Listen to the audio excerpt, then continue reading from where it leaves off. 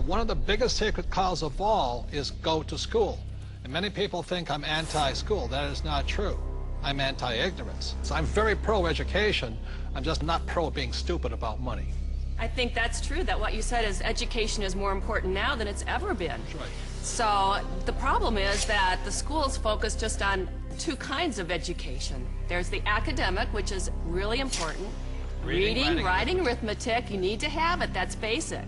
And the second type of education they give is the professional kind of education. So if you want to be a lawyer or an accountant or a teacher, then you need to go to school and get those certifications. But the one kind of education that's lacking severely in the school system as it stands is financial education. Time out. An important part of financial education is having a financial statement, which is an income statement and a balance sheet. Now, when you go to your banker always asks you for your financial statement, not your report card, because your financial statement is your report card once you leave school. Your financial statement will tell you whether or not you're smart with money or not smart with money, because that financial statement is your report card of your financial intelligence. I put on my Facebook one day that we need to teach our children financial education, and I received a comment back from a teacher that said, who's going to pay for it? We're all going to pay for it if we don't start educating our children in school. This is a very hot subject, but our schools are training people to be employees, to work for the rich. The second thing I don't like about school is how dare they label a kid as smart or stupid at an early age. The reason I'm sensitive to that is because I was labeled stupid right off the start. And it wasn't that I was stupid. I was bored and I was not interested, and there was none of the subjects I wanted, and nobody could tell me how I was going to use calculus. I kept asking my teacher, how am I going to use calculus? And they couldn't tell me. Are they training to be an employee, or are they training to be street smarts? See, my poor dad was school smart, my rich dad was street smarts, and I'd rather be street smart today. Well, there's a total lack of practical education is really what you're talking about. And I found that. I'm an accountant. I have a master's degree. And you're an A student, right? And I'm an A student. We'll forgive you. So, thank you. But when I went to school, the only financial education I got was specific to my profession. Okay, there was no general financial education. I could have gone all through, gotten a master's degree, got a PhD in my field without any specific financial education about how to handle myself once I got out of school. Right, and people say to me, well, I learned economics in school. Is economics financial education? Not really. You know, it's not about investing, it's not about the laws, it's not about taxes, it's not about history.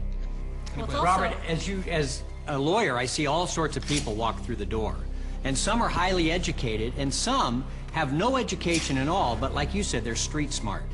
And the first time I saw this type of client, I thought, wow, he's doing pretty well. He didn't go to college, but he's got all this real estate. And then there's a pattern that develops where you see a lot of people who never went to college, but are street smart and have done very well.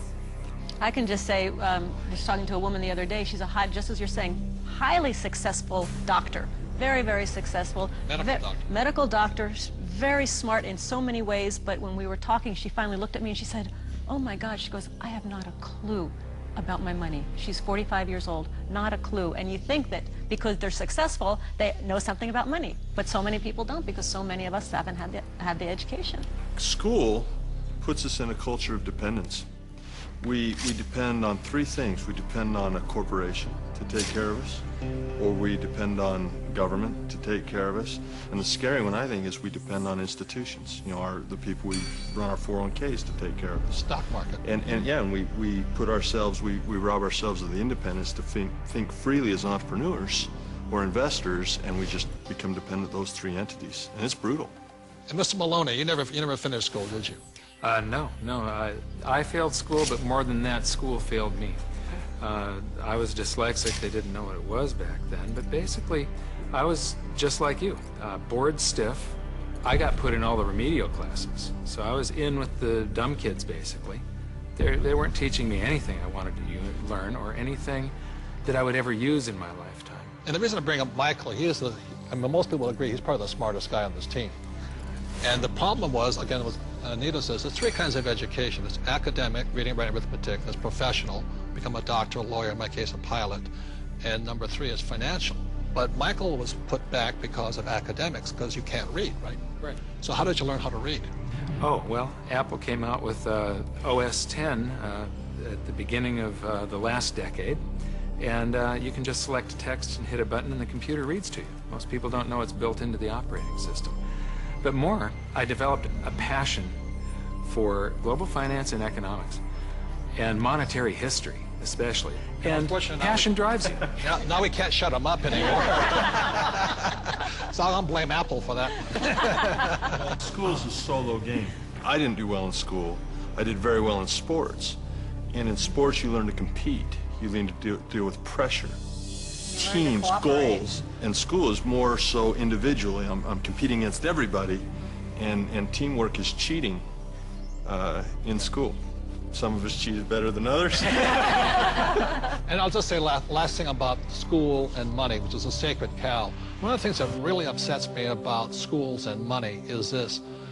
In America, schools are based upon real estate tax. In other words, if you come from a rich neighborhood, the real estate tax pays for better schools.